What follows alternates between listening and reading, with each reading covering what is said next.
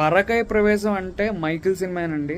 అసలు అంటే మహానటిలో ఆవిడ ఎంత బాగా ఫిట్ అయ్యారో మైకిల్ సినిమాలో మనోడు ఎర్ర కొట్టేశాడు. అంటే ఏదో యాక్టింగ్ చేసినట్టు ఉండదు, మనం మైకిల్ జాక్సన్ని చూస్తున్నట్టే అనిపిస్తుంది. అంత బ్యూటిఫుల్గా తీశారు అండ్ అంత బ్యూటిఫుల్గా నప్పారు, యాక్ట్ చేశారు.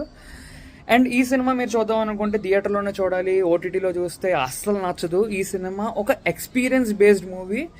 సో ఇంట్లోకి వచ్చిన తర్వాత మంచి సౌండ్ పెట్టుకుని చూద్దాం అనుకున్నా సరే మీకు ఆ వైబ్ రాదు. సో చూద్దాం అనుకున్న వాళ్ళు కంపల్సరీ థియేటర్కి వెళ్ళండి. ఒకే ఒక డ్రాబ్యాక్, ఈ సినిమా చూద్దాం అనుకున్న వాళ్ళు చెప్తున్నాను, ఈ సినిమా ఒక ప్యాకేజ్ కాదు. అంటే సినిమా స్టార్ట్ నుంచి ఎండ్ ఆఫ్ మైకిల్ జాక్సన్ లాగా ఉండదు.